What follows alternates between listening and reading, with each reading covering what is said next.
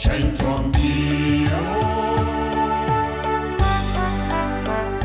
c'entro anch'io.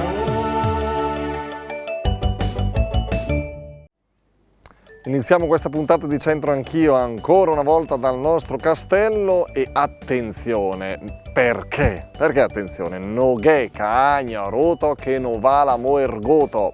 Avete capito? Vediamo quanto ne sanno gli amici che andiamo a intervistare tra poco. Ora c'è, come ti chiami? Ciao, Lorenzo, Lorenzo, quanti anni hai Lorenz? 20, quasi 20.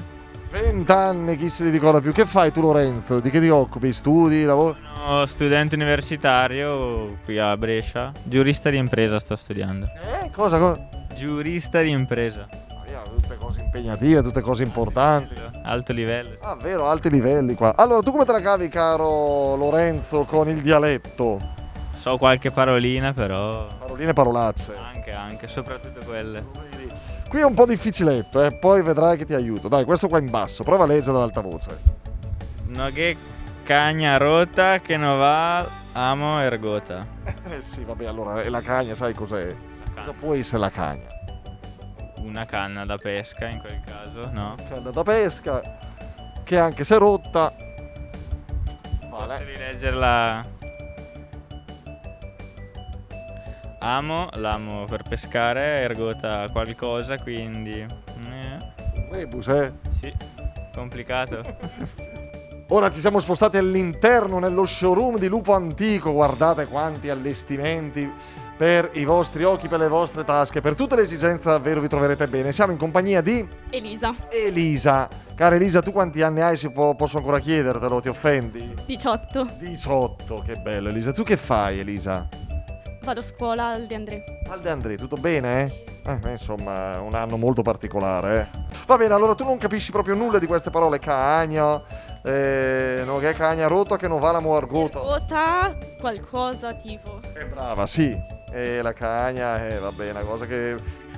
Quando torni a casa, oggi, chiedi alla mamma e alla nonna, che cos'è la cagna?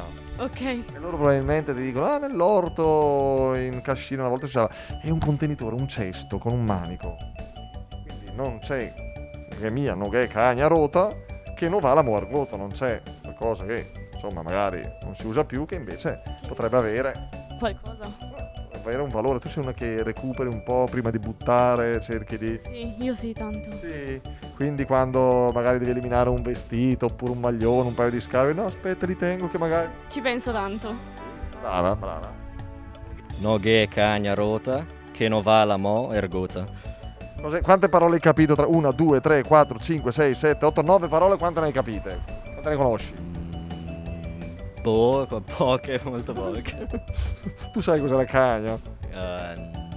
No. Termine un po' poco usato adesso, però i nostri nonni lo conoscevano. Ti aiuto, è un cesto, diciamo, che si usava magari per raccogliere i prodotti dell'orto, con un manico che faceva il giro con un manico solo. Quindi non c'è qualcosa di rotto, di poco usato, che invece possa avere ancora valore. Sì, un utilizzo, sì. Tu sei uno che prima di buttare sta attento, ci pensa, oppure quando dici... Sì, un po' di attenzione, però non eccessiva, diciamo. Dipende da quello che bisogna eliminare. Grazie Massi, in bocca al lupo per tutto. Grazie mille a voi. Quindi la cagna è il cesto, non c'è il cesto rotto che ancora non possa assolvere qualche funzione. Cos'è questa? La pratica del recupero, del buon riutilizzo degli oggetti magari un po' malmessi che avevano i nostri nonni e dai quali magari possiamo ancora imparare qualcosa. Grazie, appuntamento a Centro Anch'io sempre qui su Teletutto. Alla prossima!